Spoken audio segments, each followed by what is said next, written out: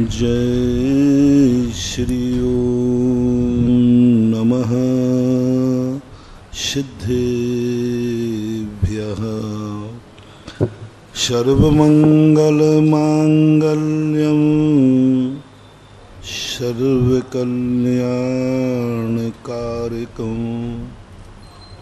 प्रधानं सर्वधर्माणां जैनं जयतु शासनं जैनं जयतु शासनं।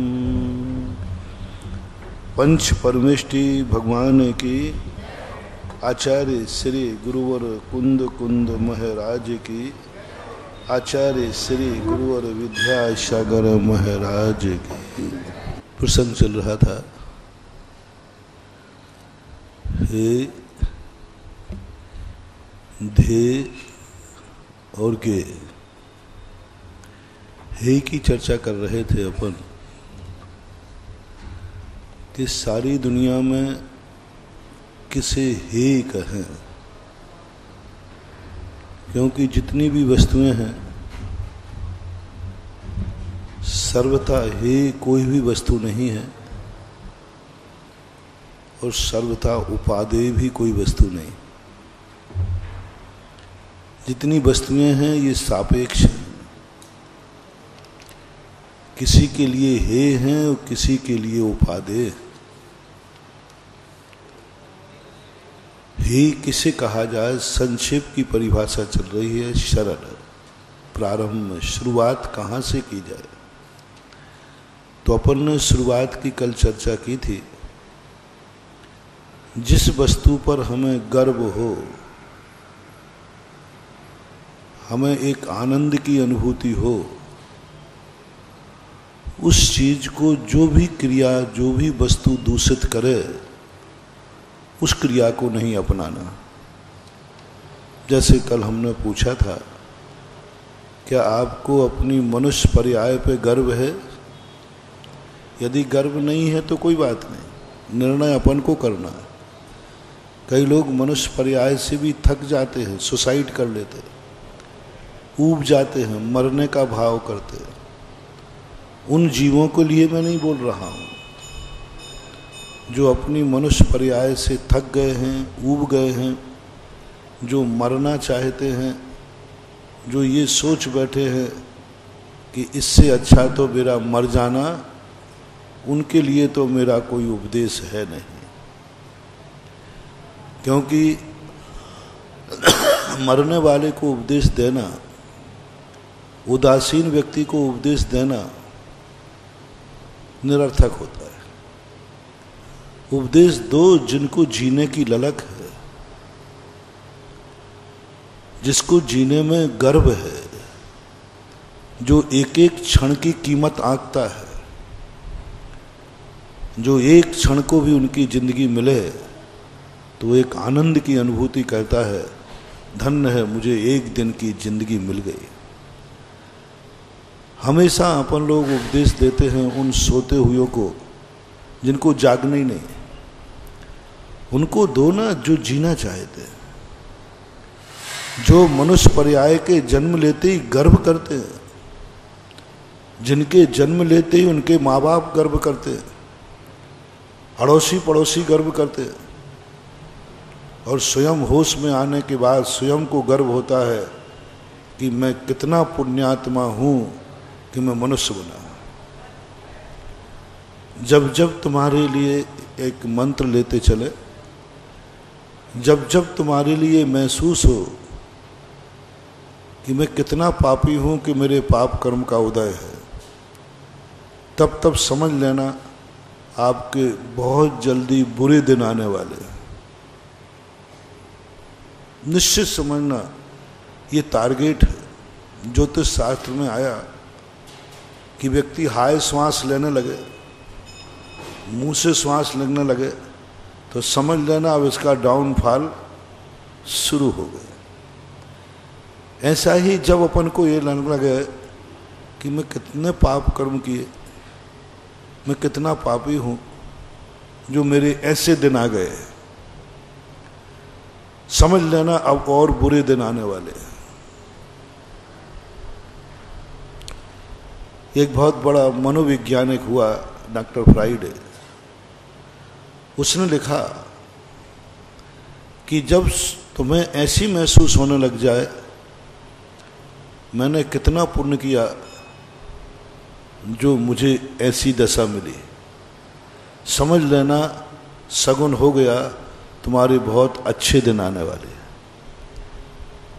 जिस दिन सुबह उठ करके ऐसा लगे आनंद की अनुभूति, सोते समय ऐसा लगे कि आज दिन मेरा कितना अच्छा निकला, समझ लेना बहुत बड़ा तुम्हारे पुण्य का उदय है। इसलिए सबसे पहले अनुभूति ये करो कि तुम्हें जो कुछ मिला है, मनुष्य पर्याय मिली, अपन चर्चा कर रहे हैं, इसको पाकर के कभी तुम्हें ऐसा लगा कि मेरे बराबर पुण्यात्मा कौन है? मनुष्य बनने के बाद ऐसी अनुभूति हुई गर्व की, सामान्य सुख की नहीं, क्योंकि त्रियंश भी जी करके पुण्य प्रकृति है, त्रियंश गति पाप प्रकृति है और त्रियंश आयु पुण्य प्रकृति है। ऐसा नहीं, एक ऐसी अनुभूति आए। स्वाध्याय इसलिए नहीं किया जाता मात्र कि हमें भगवान कैसे होते हैं, गुरु कैसे होते हैं, सृष्टि कैसी है। स्वाध्याय इसलिए किया जाता है कि मुझे जो मिला है इस पर मैं गर्व कर सकूं। पहला स्वाध्याय वो करो जो तुम्हें हौसले बढ़ाए, जो तुम्हें धन्य धन्य कहलाए। जो तुम्हारे पास है उस पर तुम्हें इतना विल पावर बढ़ा दे कि तुम एक कौड़ी पर भी बादशाह का अनुभव करो। सबसे पहले वो शास्त्र पढ़ना चाहिए जिसमें अधिकतम ये लिखा जाए। शुरुआत में आपको 12 भावनाएं क्यों कही जाती है? क्योंकि 12 भावना में सबसे ज्यादा तुम्हें जो मिली है मनुष्य पर्याय, उसकी दुर्लभता बताइए। त्रस से था और से त्रस, त्रस से मनुष्य पर्याय पाना दुर्लभ। अब जैसे ही दुर्लभ कहते हैं तो हमें अपनी जिंदगी की कीमत पता चल जाती है।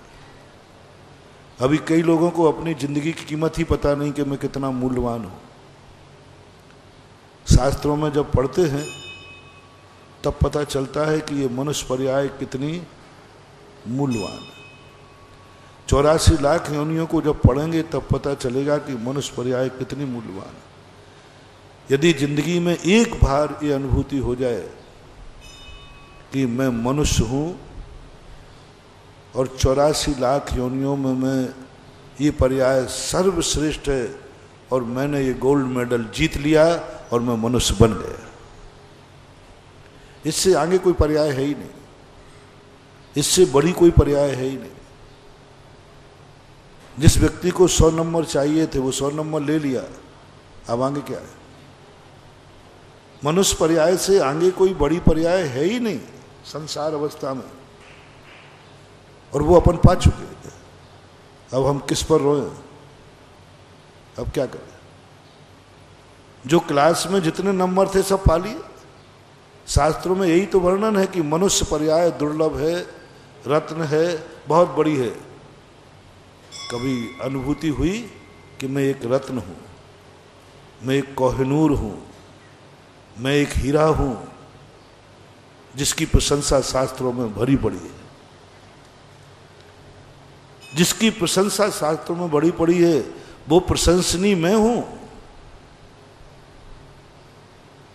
कोई तुम प्रशंसा मत चाहो, लेकिन इतने कायर भी मत बनो कि कोई तुम्हारी प्रशंसा करे तो सुन भी ना सको। एक नीतिकार लिखी, प्रशंसा नहीं चाहे ना, लेकिन इतने कायर भी मत बनना कि कोई प्रशंसा करे तो हम प्रशंसा सुन भी नहीं पाए, क्योंकि मैंने कोई अच्छा कार्य किया होगा तभी तो प्रशंसा हो रही है। एक आनंद की अनुभूति लो। शास्त्रों में कहा तुम रत्न हो, कोहिनूर हो, 84 लाख योनियों में सर्वश्रेष्ठ हो मनुष्य। इसकी अनुभूति कब हुई? कैसे तुम्हें पता चला यदि एक मिनट को व्यक्ति को एक जिंदगी में एक बार ये अनुभूति हो जाए कि मैं एक व्यक्ति पत्थर लिए था, सामान्य चमकदार पत्थर था, एक जौहरी ने कहा अरे भाई ये पत्थर नहीं है, ये रत्न है। जैसे उसको ये पता चलेगा तैसे ही उस पत्थर को वो यूं रखेगा कि तिजोरी में रखेगा, फिर संभालेगा कितना, फिर उसका गौरव, अरे मेरे पास रत्न है। बोले कैसे जाना? बोले जौहरी ने बताया है। अब वो जो दरिद्र था, गरीब था, दुखी था, वो अब जमीन पे नहीं चल रहा है। रोडपति था, अब वो करोड़पति हो गया। पत्थर तो पहले भी था और पत्थर तो अब भी है। पहले उसी पत्थर को रोडपति मानता था, मेरे पास तो कुछ है ही नहीं। और अब एक जौहरी ने बात बताया, बताने मात्र से उसे करोड़पति की अनुभूति हो गई। पत्थर अभी भी हाथ में है। क्या है ये दुनिया? पत्थर कल भी था, गरीब था। पत्थर आज भी है, अमीर है। ये गरीब और अमीर किसने बना दिया? वो तो कल भी था, वो तो कल भी था और आज भी है। किसने बनाया? पहचान ने। बस स्वाध्याय इसलिए किया जाता है। कुछ अपन को शास्त्रों से, मंदिरों से, भगवान से मिल जाएगा ऐसी मत समझना। वो अपन को कुछ देने वाले नहीं, और लेके करेंगे क्या? जो वो देंगे वो तो मेरे पास पहले ही से है। क्या पागलपन है! देखो तो अपन कहते हैं कि हे भगवान कुछ दे दे, भगवान कहते बेटा जो मैं दूंगा वो तेरे पास है, तो क्यों मेरा भिखारी बन रहा है? तेरे पास है। बस फर्क इतना है कि तू पहचान नहीं रहा है, तू पत्थर मान रहा है। बस मेरे पास आजा, मैं तुझे इसी पत्थर को कोहिनूर बता दूंगा तो तू अमीर हो जाएगा। मैंने तो शास्त्रों में, जैन शास्त्रों में तो पहले मुझे जैन भगवान, जैन शास्त्र अच्छे नहीं लगते थे, क्योंकि ये कुछ लेते देते ही नहीं। दूसरे भगवान तो कम से कम समझ में आते कि भाई तुम प्रसाद चढ़ाओ तो थोड़ा सा भोग लगा लेते देवे या नहीं देवे, कम से कम ले तो लेते और देते भी। कम से कम बेचारा वो मंदिर से लौटता है तो प्रसाद लेके तो लौटता है। यहां तो माली विचित्र है, जो चढ़ावे ना तो वो खावे और ना अपन को खान देवे। अरे वो खा ले तो शांति है, कम से कम भगवान ने खा लिया। अरे वो नहीं खावे तो हमें खाना है तो नहीं। गजब गजब। अब आता है आनंद उछलता है, आनंद उछलता है।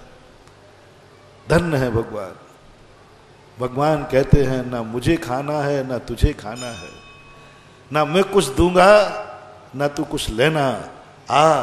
मैं तेरे पास जो है मैं उसी का मूल्य बताए देता हूं, तू मेरे समान बन जाएगा। तू क्या मेरे सामने गिड़गड़ा है भगवान भगवान भगवान? आ इधर आ, मैं तेरी आत्मा में भी बताए देता हूं तू भी भगवान है। मात पहचानने की देरी है। इतनी सी अनुभूति जौहरी ने की। बस गुरु वो जौहरी हैं जो हमारी इस मनुष्य पर्याय रूपी पत्थर को हीरा बता देते हैं, और जिसका विश्वास गुरु की बात पर है, उस गरीब आदमी का विश्वास जौहरी पर था। ये जौहरी झूठ नहीं बोल सकता।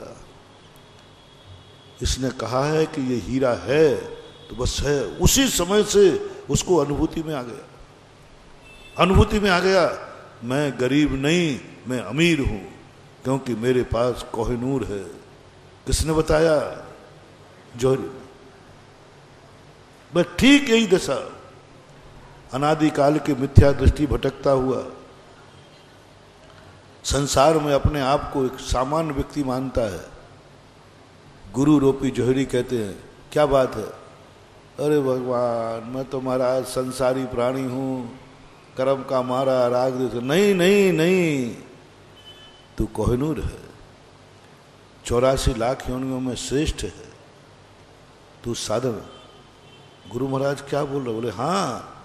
बस जैसे उसको गुरु महाराज की बात विश्वास हुई, अब वो साधारण मनुष्य नहीं रहा, अब वो असाधारण मनुष्य होता है और उसको आनंद आता। मैं वो पुण्यात्मा जीव हूं जो 84 लाख योनियों को पार कर कर सबसे ऊंचाई पे आ गया। पहली अनुभूति ये करो। पहले तो आपको अनुभव में नहीं आ रहा है, तुम अपने आप को एक इतना दरिद्र और इतना ज्यादा निम्न मान चुके हो, क्योंकि तुमने इतने पाप कर डाले हैं कि तुम्हारी अब गर्दन उठाने की हिम्मत नहीं होती है। मूल कारण क्या है? हम तुमसे कहें भगवान आत्मा, तो कई लोग कहेंगे महाराज आपको मालूम नहीं हमारी हरकतें, हम जितने सीधे आपके सामने बैठे हैं इतने हैं नहीं। यदि मैं आपको थोड़ा सा कहूं नहीं केकड़ी के सब लोग भगवान हैं, तो अंदर से कहोगे महाराज अपन को जानते नहीं, अपन तो इतने पाप कर चुके कि अब तुम्हारा मस्तक उठाने की हिम्मत नहीं होती। लोग कहते उठाओ, नहीं महाराज बहुत फीलिंग हो गई कि मैं बहुत बड़ा पापी हूं, और पुलिस की मार से, कर्मों की मार से तुम इतने घबराए हुए हो कि तुम इन कर्मों के सामने सीना तान के खड़े भी नहीं हो पाते। खड़े नहीं हो सकते। किसी की हिम्मत नहीं है जो कर्म को चुनौती दे दे। सब कर्म से घबराते हैं, क्योंकि कर्म वो खतरनाक चीज है। दुनिया में गुंडों से व्यक्ति डरे या नहीं डरे, पुलिस से जरूर डरते, क्योंकि पुलिस के पास कानूनन बेरहम है। कानूनन है। गुंडा तो डरता है कम से कम कि हाथ पैर टूट गया तो कहीं FIR हो जाएगी। पुलिस की क्या FIR हो जाए? बंदी वर्दी वाला है। ऐसा ही है, कर्म बहुत वर्दी वाला गुंडा है। इसने ऐसी पिटाई की अपनी कि इसके सामने अपनी आंख ही नहीं उठती। थोड़ा उठाओ, महसूस करो, अनुभूति करो। इंकलाब जिंदाबाद। अनुभव में लाओ अपने। नहीं, गुरु कह रहे हैं तू अनमोल है। जिस दिन तुम्हारे लिए अनुभव में आ जाएगा कि मैं अनमोल हूं, उसी दिन तुम्हारे सारे पाप छूट जाएंगे। उसी दिन तुम्हारा क्रोध छूट जाएगा। उसी दिन तुम्हारे अंदर समता भाव आ जाएगा। उसी दिन तुम्हारे शत्रु और मित्र की जो चर्चा कल की थी, आपका साम आ जाएगा। शत्रु और मित्र का भेद, कंचन और कांच का भेद इसलिए हो रहा है कि तुम अपनी कीमत नहीं समझते कि तुम क्या चीज हो। तुम जिस साय से उलझ पड़ते हो, तुम जिस साय से झगड़ा कर ले तो तुम्हारी औकात क्या है? क्या समझते हो तुम अपने आप? कई लोग कहते हैं ना बड़े, अरे तुम क्या उसके मुंह लगते हो? तुम कहां और वो कहां? अपनी हालत क्या हो रही है? हमें अपनी औकात ही पता नहीं। हम जिस जाय से मुंह लग जाते हैं, जिस साय से भिड़ जाते हैं, जिस साय के सामने अकड़ जाते हैं, अरे उससे क्या अकड़ते हो? वो तो वैसे ही बेचारा दीन है। एक गरीब आदमी के सामने अमीर अकड़ रहा था, आई एम अमीर। दुनिया कहती है उसके सामने वो तो वैसे ही पहले से हाथ जोड़ के खड़ा है, सेठ जी। किसके सामने? अपनी औकात हमें पता नहीं है। हम जिस साय से भिड़ जाते, मेरी कीमत क्या है? हर व्यक्ति से मुंह नहीं लगना चाहिए, हर व्यक्ति से दुश्मनी नहीं लेना चाहिए। क्षत्रिय व्यक्ति दुश्मनी लेता है तो कम से कम अपनी बराबरी वाले से लेता है। युद्ध में क्षत्रिय की नीति है, क्षत्रिय कभी अपने से कमजोर से नहीं लड़ता है। बलजोर से लड़ो, बलवान से लड़ो, बराबरी वाले से लड़ो। उसके पास शस्त्र ना हो तो शस्त्र दे दो, तब तो मजा आएगा। और यदि अपने से बलवान से लड़े तो और मजा आएगा, उसको जीत लोगे। आपने पद्म पुराण रामायण पढ़ी होगी। रावण की बड़ी महिमा गाई, बड़ी महिमा गाई, इतनी महिमा गाई रावण की। और रामचंद्र जी की ऐसी दुर्दशा की, जितने कष्ट थे सब रामचंद्र जी को दिए, और जितने सुख थे वे सब रावण के दिए। पता नहीं पुराणों में क्या हाल है। शक्तिशाली वो, धनवान वो, सब कुछ वो, और रामचंद्र जी के सब दुर्दशा के गए। क्यों? ये बहुत बड़ी कला है। आप लोग पिक्चर देखते हैं, सबसे ज्यादा हीरो का क्या होता है? दुर्दशा। ऐसी दुर्दशा बेचारे की, ऐसी के बिल्कुल, और हीरो खलनायक, खलनायक की पवारा रहते हैं। खलनायक देखो क्या अमीर आदमी होगा, बड़ा आदमी होगा, गुंडागिर्दी चलेगी, और हीरो की ऐसी दुर्दशा होगी। हर पिक्चर की कहानी देखना, शुरुआत में खलनायक को खूब उठाया जाएगा, सब सुख दिए जाएंगे, और हीरो को जितना दुख दिया जाएगा पिक्चर उतनी सक्सेस होगी। ये दुनिया में एक पिक्चर है, पुराण में एक पिक्चर की कहानी है।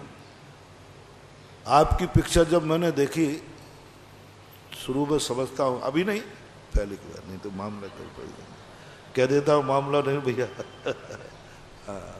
भाषा ऐसी हो जाती है कि खलनायक को ऐसा क्यों उठाया जाता है, हीरो को क्यों गिराया जाता है। जब मैंने शास्त्र पुराण पढ़े तो उसमें भी यही स्थिति, रावण को उठाया गया और रामचंद्र जी को गिराया गया, दुखी किया गया जम के। मैंने कहा दोनों, ये पुराण में और पिक्चर में कोई अंतर ही नहीं है। बाद में जब थोड़ा साहित्य समझ में आने लगा, अरे मैंने कहा ये रावण की प्रशंसा नहीं है, ये रामचंद्र जी की प्रशंसा है।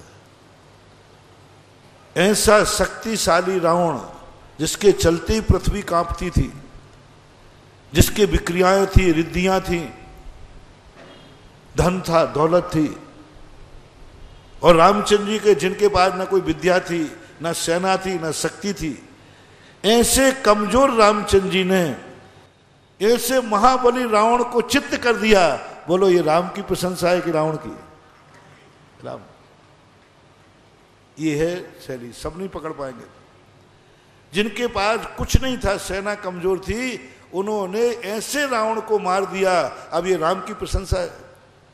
यानी राम कितने बलवान थे, ऐसे बलवान को भी मार दिया। हीरो को इसलिए अंत में खलनायक को फिर मारते कि इतनी दुर्दशा के बाद भी हीरो ने खलनायक को 1 मिनट में निपटा। अब आपको क्या बनना है, खलनायक या हीरो, मूल नायक? निर्णय कर लो।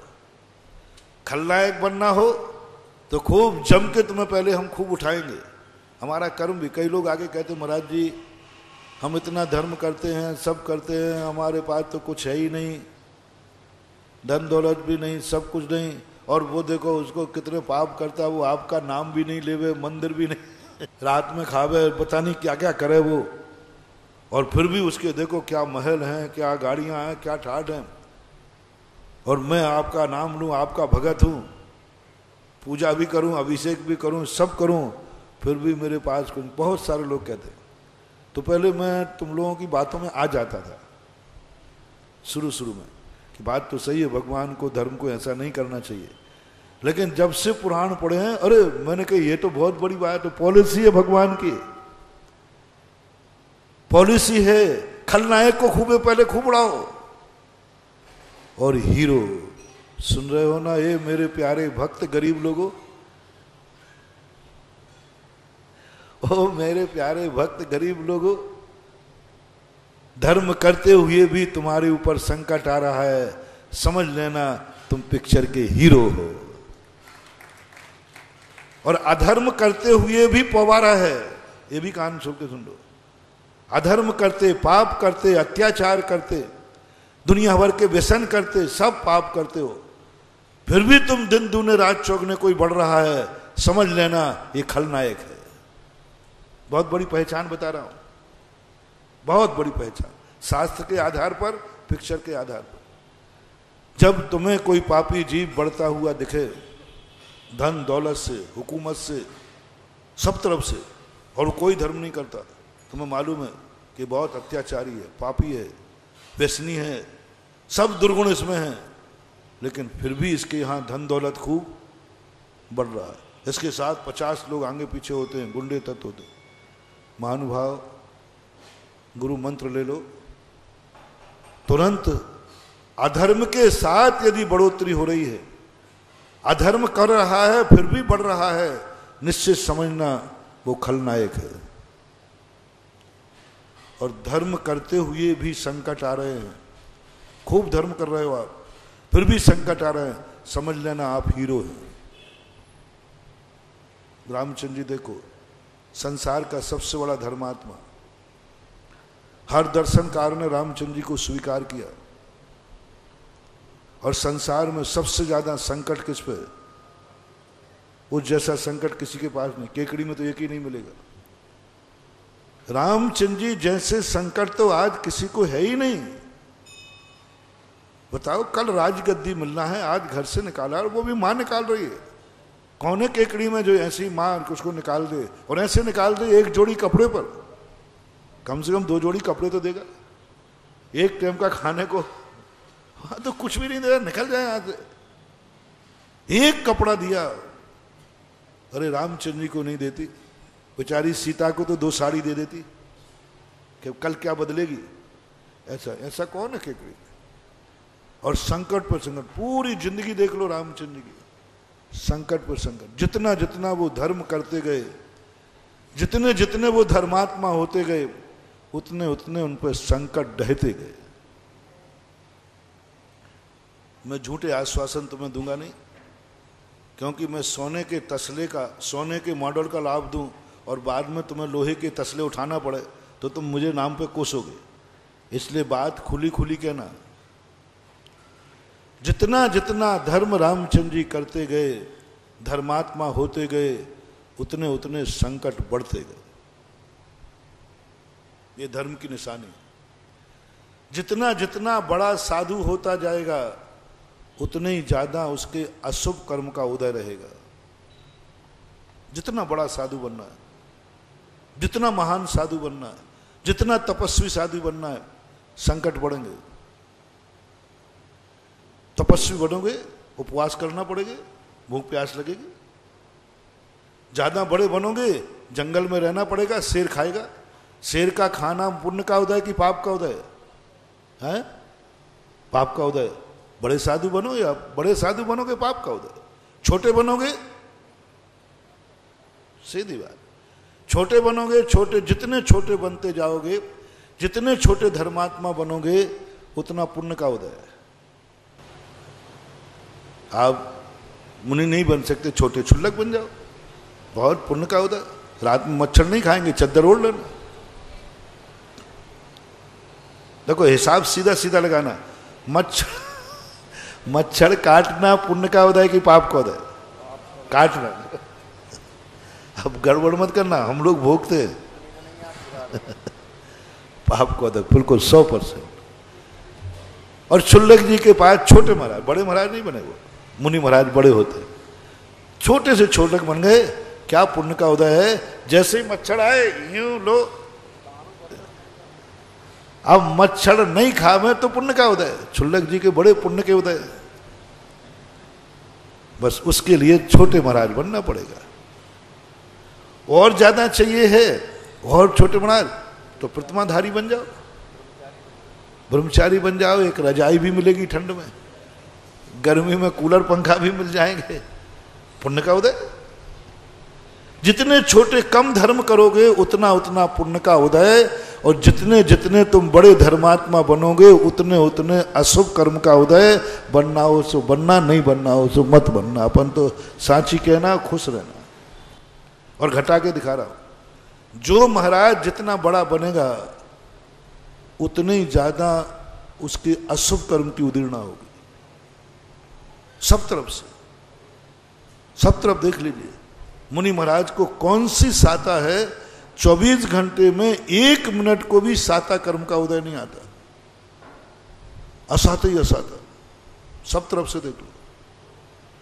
बिहार करना, कंकड़ चुभ रहे हैं, कंकड़ चुभना पुण्य का उदय की पाप का? अशुभ। केशरोंज करता हूं तो जब बाल खींचता हूं, तो बाल खींचते समय पुण्य का उदय की पाप का? नहीं। यदि अनुभव में नहीं आ रहा हो तो थोड़ा 2 बाल खींच के देख लो, एक दूसरे से खिंचवा दो। एक दूसरे के थोड़े दो बाल खींच के देखो और पूछो आत्मा से, ये बाल खींच रहे हैं पुण्य का उदय कि पाप का उदय? तो क्या बात, केशलोंच जब करता है साधु, तीव्र असाता कर्म का उदय होता है। असाता कर्म की हर चुटकी पर असाता कर्म का उदय। जब विहार करता है एक एक कदम पर कंकड़ चुभता है, असाता कर्म का उदय। गर्मी में एक आसन करता है, प्यास लगती है, असाता। क्षुधा और तृषा किस कर्म के उदय से? असाता कर्म के उदय से। और क्षुधा तृषा को हम लोग सहन कर रहे, 24 घंटे सहन करते, सर्दी गर्मी सहन करते, असाता कर्म का उदय। ये असाता कर्म का उदय ही हमें महाराज बना रहा है, धर्मात्मा बना रहा है। और जितने जितने हमारी असाता कर्म का उदय बढ़ेगा और हम धर्मात्मा बनेगा। शर्त क्या है? असाता कर्म का उदय बढ़ता जाए और धर्म भी बढ़ता जाए, तो फिर तुम बड़े बनते जाओगे।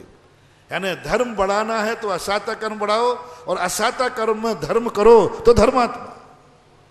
चारों तरफ से कठिनाई है, चारों तरफ से कष्ट हैं, चारों तरफ से 22 परिसर हैं, उसके बावजूद भी धर्म को छोड़ने का भाव नहीं आया, वो धर्मात्मा।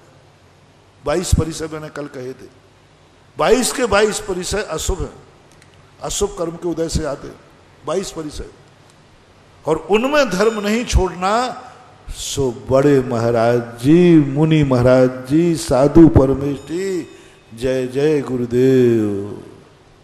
अब इतने कष्ट सहें तब बड़े कहलाएं।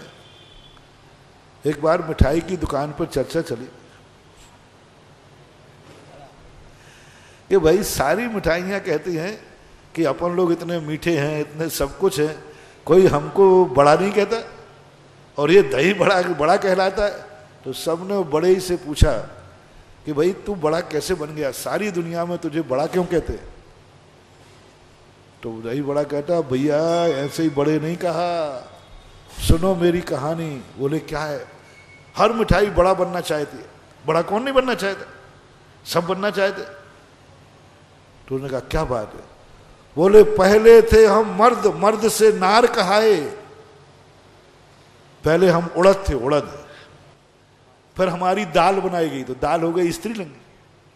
तो पहले थे हम मर्द, मर्द से नार कहाए, कर गंगा स्नान जटा सब दूर भगाए। फिर मुझे दाल को पानी में डाला गया तो फूल गए, तो वे छिलके, कर गंगा स्नान जटा सब दूर भगाए। फिर क्या किया साहब? फिर मुझे पूरा दोहा है, वो भाव बता देता हूं। फिर मुझे सिलवट्टा के ऊपर ऐसा बांटा कि हड्डी पसली एक कर दी, कुछ भी नहीं बचने लिया। तो आधी मिठाइयां तो वैसे ही भाग गई। बोले सिलवट्टा के ऊपर, बोले हाँ, तब भी मैंने कुछ नहीं किया। फिर क्या किया? बोले जैसे तैसे फिर इकट्ठी किया तो थोड़ी थप्पी मिली, तो लगा कि अब सार नहीं, इतने पर भी गरम तेल में डाल दिया गया, उबलता रहा, खोलता रहा, तो सारी मिठाइयां गायब। फिर बाद में फिर क्या हुआ भाई? कुछ ने कहा सुन तो लो पूरी। इतने पे काम नहीं चला, फिर मुझे दही में डाला और पूरा शरीर उबल चुका था, चमड़ी चमड़ी उबल चुकी थी। इतने ही पे नहीं माने, फिर नमक और मिर्च डाला गया, तब मुझे दही बड़ा कहा गया। ओ बड्डे, वो दही बड़े की कहानी अपनी जिंदगी में लगा लो, अपने गुरुओं में लगा लो, अपने भगवान में लगा लो। पारसनाथ भगवान सारी दुनिया को प्यारे, क्या विशेषता है? कुछ नहीं, उन्होंने संकट सहन किए। जितना ज्यादा संकट सहन करेगा और धर्म से डिगेगा नहीं, समझ लेना धर्मात्मा की यही निशानी। और धर्म करते समय संकट आएगा, उसको स्वीकार कर ले वे, वही सच्चा धर्मात्मा। लोग धर्म सुख के लिए करते हैं, सांसारिक सुख के लिए। और मेरा कहना है कि धर्म है वो सांसारिक सुख देगा ही नहीं। सच्चा धर्म कह रहा हूं, सच्चे धर्मात्मा बनना है तो सांसारिक सुख मिलने वाला नहीं है, वो तो सब छूटेगा, नाश करेगा, सब संसार के सुख को मिटा देगा। इसलिए पहले से ही थिंकिंग बनाओ कि मैं धर्मात्मा बनूंगा तो संकट आएगा, सीधी बात। मुनि बनोगे तो अंतराय आएगा, खाने भी नहीं देगा। महाराज मुनि बनने से तो सब पाप कटना चाहिए, संकट आ रहा हो तो टलना चाहिए, नहीं। गृहस्थ बनो तो अंतराय ही नहीं आते। श्रीपाल तुम्हें बाल कितने बार आया आहार करते समय, भोजन करते समय? अब महाराज जी मुझे कितने लोग हैं जिनको अंतराय आते भोजन करते समय? आई नहीं से। छोटे भैया को आते, तुम तो छोटे भैया हो, तुम्हें तो सवाल ही नहीं, तुम्हारे ऊपर तो प्रकृति की मेहर है, पुण्य की पौवारा है, साता से खाओ, कोई अंतराय नहीं, निरंतराय। प्रकृति देखो तुम्हारे ऊपर कितनी मेहर है, एक बार नहीं 2 बार भी खाओ, 3 बार भी खाओ तो भी अंतराय नहीं, कोई अंतराय नहीं आते आप। और साधु बना नहीं, बेटा खाने भी नहीं दूंगा। प्रकृति कहती है अब आप बेटा लाइन पर, अब आएगा ऊंट पहाड़ के नीचे, खा भी नहीं पाएगा तो। 32 ग्रास हैं और 32 अंतराय हैं, खा भी नहीं सकते। खाने गया है साधु, कर्म कहता है नहीं खा पाएगा, मुंह में से निकलवा देता है। देखो अब क्या हद है। अब देखना साधु के अशुभ कर्म की तिदाय देखना, मुंह में से निकलवा देता है। अंतराय करते समय तुमने देखा महाराज को, जब अंतराय आता है ना तो मुंह का गिलास भी, अरे कम से कम मुंह का तो खा लेने दे। अंजलि के आगे आप वही तोड़वा दे, मुंह में गया वो तो खा लूं, नहीं मुंह का भी निकाल। इससे बड़ा पाप कर्म का उदय, अशुभ कर्म का उदय क्या होगा? जो मुंह में गया हुआ ग्रास भी बाहर निकलवा देता है, उसका नाम है साधु, उसका नाम है धर्मात्मा। उसका नाम धर्मात्मा नहीं है कि 10 बार खाओ कोई बाधा नहीं आएगी। धर्मात्मा बनने के पहले सोच लो, ऐसा कर्म का उदय आ सकता है कि मुंह का भी बाहर निकाल दिया जाएगा। और तुम खाने गए हो, गर्मी है, कल का उपवास है, तो भी मुंह का बाहर निकाल दे। बोलो, मुंह का ग्रास बाहर निकलवाना ये शुभ कर्म के अशुभ कर्म? अशुभ। फिर भी ऐसी दशा में भी साधु का चेहरा मुंह से बाहर निकलवा दिया ग्रास। अब जिनवानी में कहती इसका चेहरा देखो, 12 बज रहे हैं कि यदि चेहरा उतर गया, कहाँ का मुनि बन गया मुझे क्या मालूम। इतना तो सोचा ही था कम से कम खाने को तो मिलेगा, यहाँ तो मुंह का भी निकाल दिया। जिनवानी कहती गया काम से। और जो आने के बाद जो चेहरे पर मुस्कान थी, तत्व चिंतन था, ओहो आज 24 घंटे में बिना हार के निकालूंगा। वो जो आनंद की अनुभूति हुई, बस वही निर्जरा का कारण है, वही पुण्य है, वही धर्मात्मा, वही धर्मात्मा है। व्रत और नियम लेने से कुछ नहीं होता। उस व्रत नियम लेने में आनंद कितना आ रहा है, कितना गर्व हो रहा है, कितनी अनुभूति हो रही है कि मैं धन्य हूं। महावीर कभी सुख के दिनों में नहीं पूछते, अच्छे दिनों में नहीं पूछते, बेटा ये धर्म कैसा लग रहा है। जब चारों तरफ से जयकार हो रही है, सुख के उदय हैं, बढ़िया सब तरफ है, उस समय महावीर नहीं पूछते बेटा मुनिपद कैसा लग रहा है? तो उस समय तो अपन क्या कहेंगे, अरे भगवान मजा है, चारों तरफ पवारा है, सब लोग जयकार कर रहे हैं, पैर दबा रहे हैं, अरे मूड मुड़ाए 3 गुण सिर की मिट गई खाज, खाने को लड्डू मिले हो, लोग कहे महाराज अरे भगवान जाओ भगवान आपकी।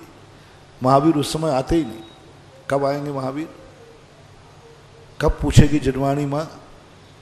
जिस समय उपवास है, अंतराय है, 48 टेम्परेचर है, बिहार हो रहा है, पैरों में से खून निकल रहा है। उसी समय एक तेज कंकड़ काटा, पैर में घुसा और साधु चीख पड़ा, ओ मर गए। चीख आ सकती है। अब देखना, गर्मी का समय, डंबल रोड, पैरों में छाला, और उसी छाले में जोर से एक कंकड़ घुसा और चीख निकल गई, ओ मर गए। आ सकती है। अब तुरंत महावीर आएंगे, बेटा कैसा लगा मुनिपद, कैसा लगा? उस समय पूछेंगे कैसा लगा? मैंने ये मार्ग बनाया था, मैं ही ने ये नियम बनाए थे। कच्चा मुनि होगा तो वो कहे आप ही हो महावीर, आप। लोग कहते थे अहिंसा का पुजारी, अरे निर्दयी, महानिर्दयी, ये चर्या बनाई, देखो ये खून, देखो ये पैर, देखो सारे पैरों में खून आ गया, कंकड़ चुभ गया, तुम ही हो। काहे की अहिंसा के पुजारी, प्राण ले रहे हो? मुनि बनाया कि प्राण लेने के लिए बनाया? ऐसे ही मार डालो ना, मार डालो ऐसे ही। अरे क्या बक अपन लोग बकते ही ऐसे। अपन महावीर को भी निपटा देंगे। अहिंसा के पुजारी, दयालु, ये तरीका, देखो पैर, देखो ये मुंह, देखो ये गला, देखो गला गला सूख रहा है, देखो ये टेम्परेचर है। ऐसे संकट के समय व्यक्ति से दूर से पूछना, तो महावीर दूर करके, बेटा कैसा लग रहा है? हा हा, सच्चा साधु होगा, बोले भगवान मैं धन्य हो गया, इस परिस्थिति में भी मुझे आपके प्रति कोई शिकायत नहीं है।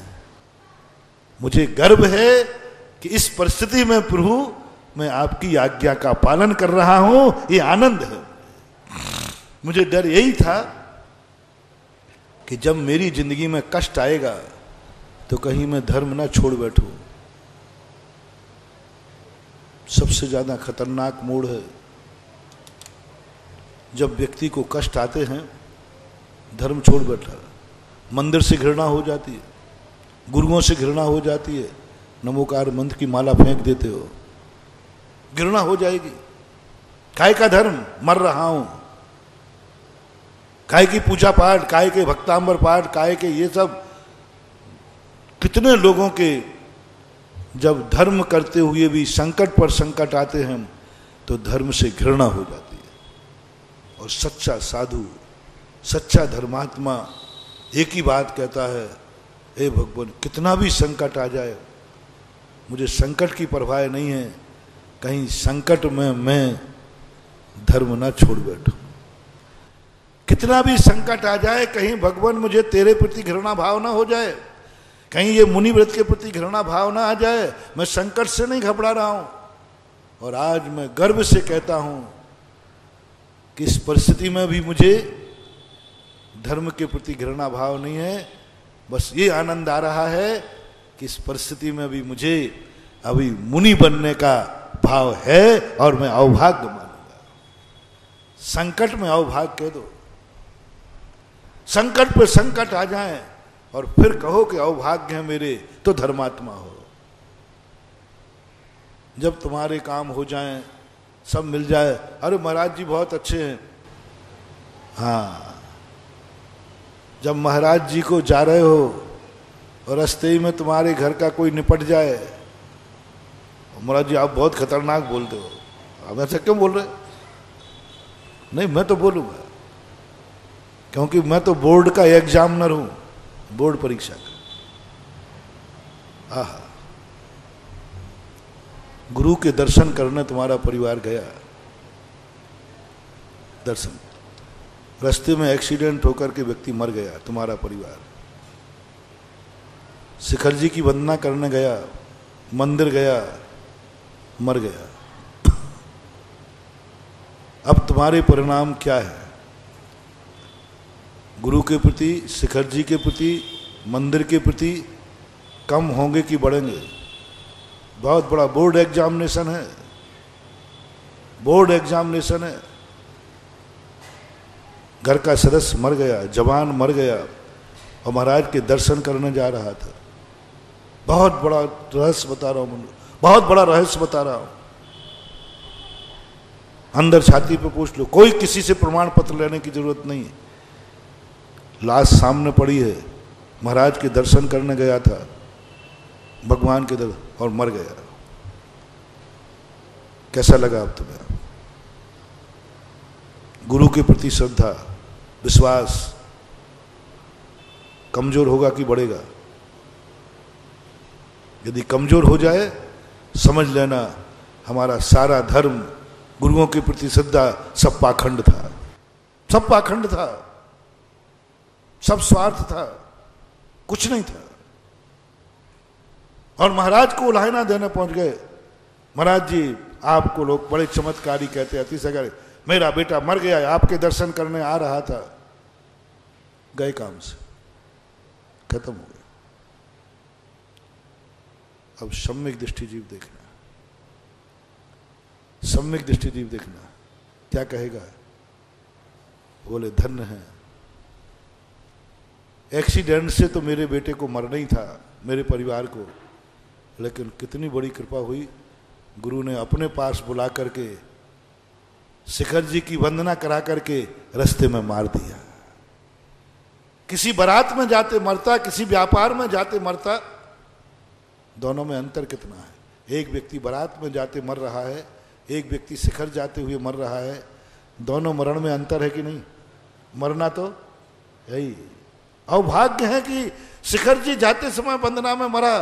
ये मेरे ऊपर अभिशाप नहीं है, ये गुरु का वरदान है कि उन्होंने धर्म करते हुए मारा। मेंढक क्या कहता है? प्रमाण लो आगम से। लोगों ने कहा होगा, सोचा होगा, उनकी भाषा वो जाने, हम तो समझाते हैं। मेंढक ने कहा कि मैं भगवान महावीर के दर्शन करने जा रहा हूं। अरे पागल, इतने बड़े बड़े राजा महाराजा जा रहे हैं, ये कुचल देंगे तुझे, मार डालेंगे, मेंढक है तू। बोले भगवान को दर्शन करते ही समय तो मरूंगा।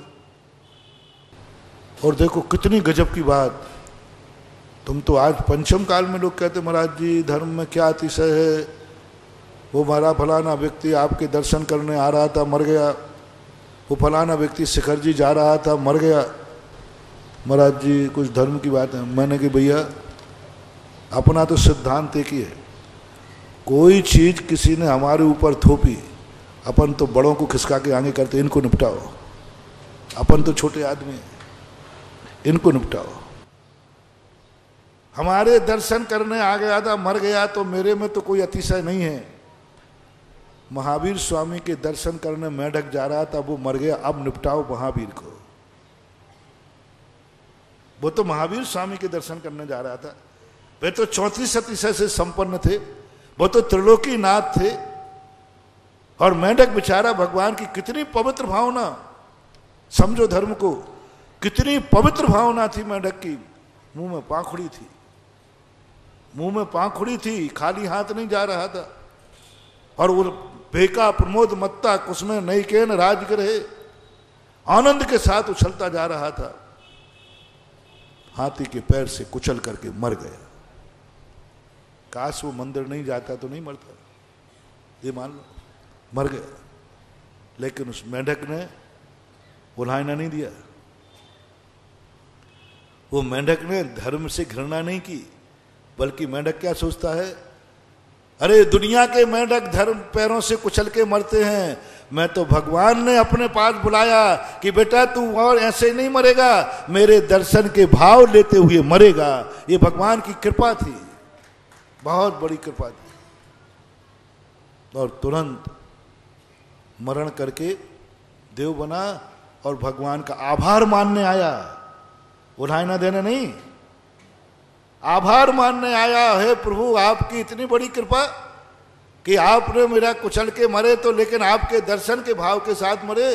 तुरंत स्वर्गों से समोषण में आ गए, आभार मानने, नाच रहा है, देखो मेरे ऊपर भगवान की कृपा हुई। बोले क्या कृपा हुई? भगवान के दर्शन करने आया था, रास्ते में निपट गया, ये भगवान की कृपा हुई। है कोई माई का लाल जो इसको कृपा मान लेगा? भगवान के दर्शन करके आके एक्सीडेंट होकर मर गया तीर्थंकर भगवान, और मरने वाला कहता है मेरे ऊपर प्रभु की कृपा हुई। है कोई माई का लाल? जो ये कह देवे कि मेरा परिवार का व्यक्ति या मैं खुद गया था और मर गया, ये मेरे ऊपर गुरु की कृपा हुई। समझो धर्म कितना गहरा है और हम कहां तैर रहे हैं। है क्या हिम्मत इतनी कह सको कि मेरा इकलौता बेटा था, मर गया, महाराज के दर्शन करने गया था, और अंदर से आवाज आए, नहीं रोने की कोई जरूरत नहीं, ये गुरु की कृपा हुई।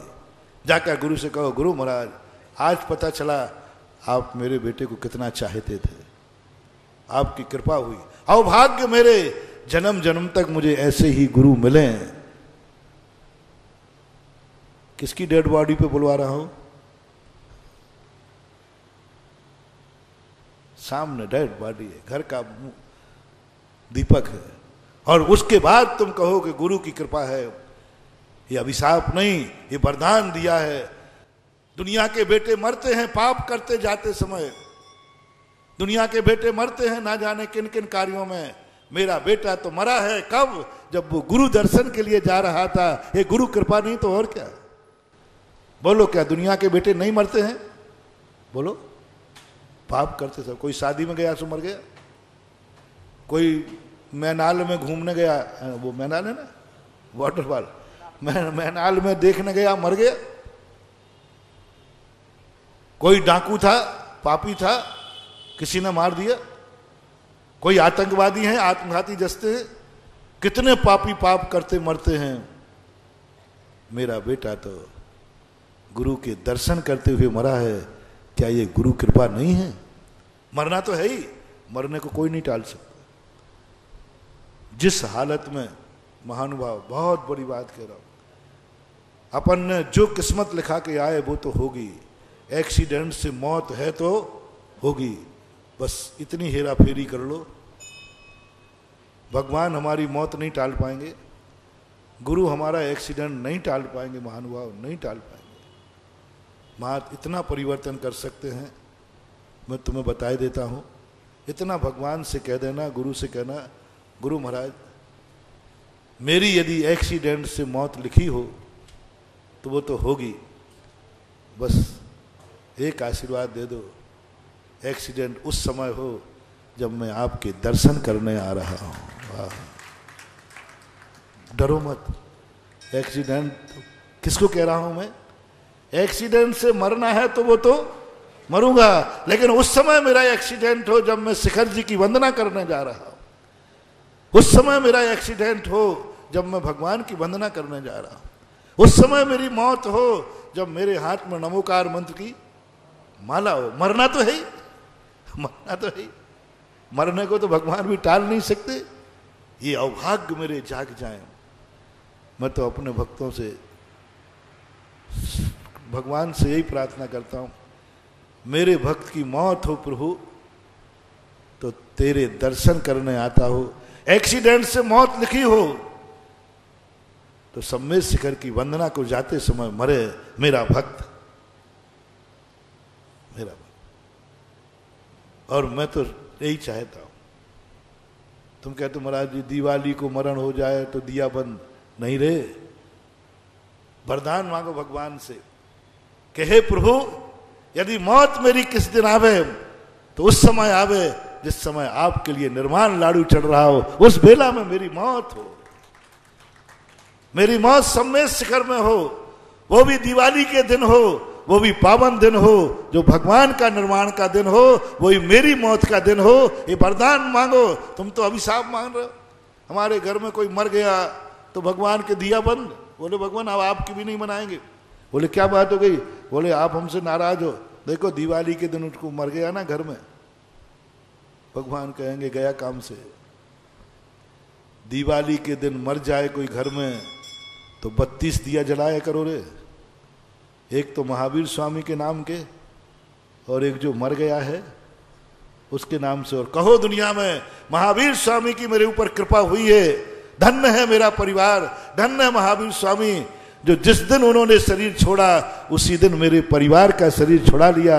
इसका अर्थ है हमारे वंश पर महावीर की कृपा है। किस किस पर कृपा है महावीर स्वामी की? जिसके दिवाली को मरण हो।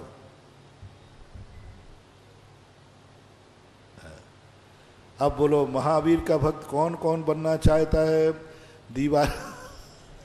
दिवाली के दिन मरना हो तो महावीर को भक्त बनो, और एक आध दिन आगे पीछे बनना हो तो मरो ही, वो तो पक्का ही है।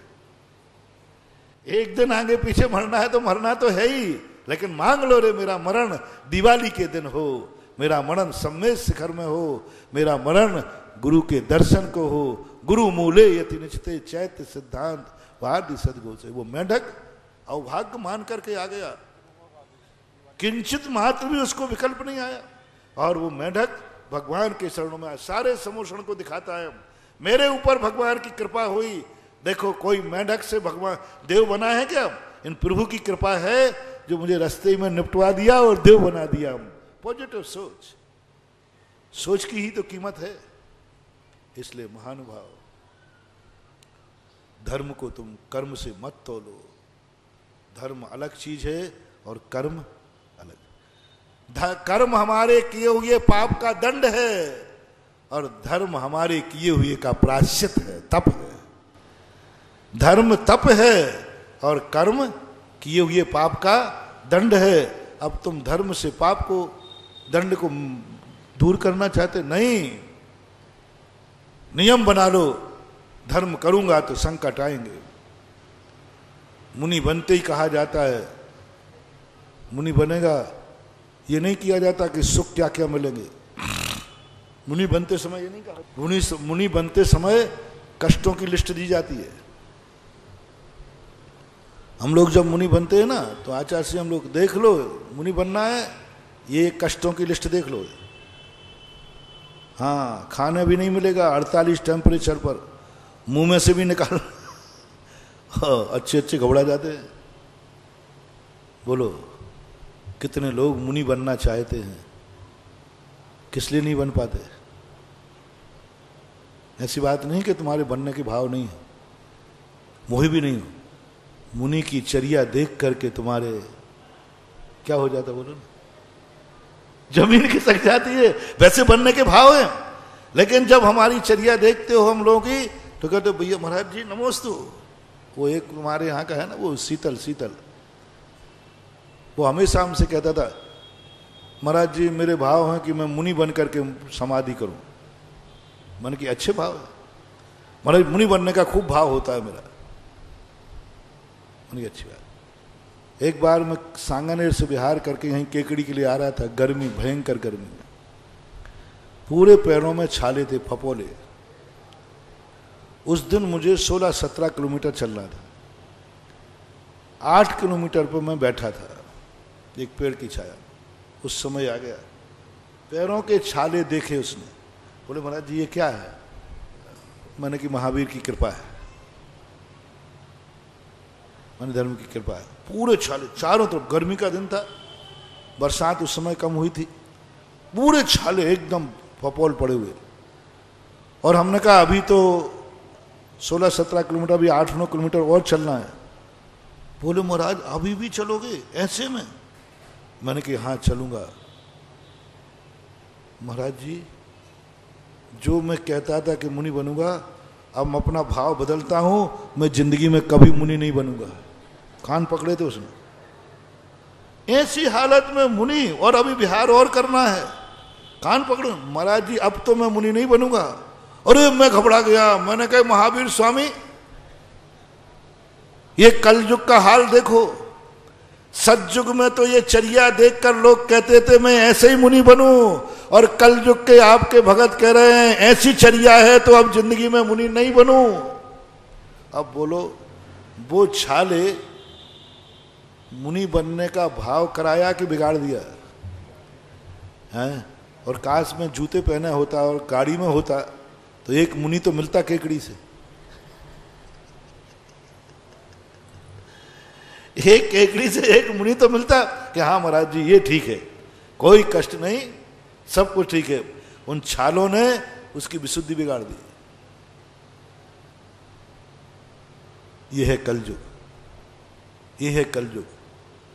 धर्मात्मा के कष्टों को देखकर तुम धर्म छोड़ देते हो।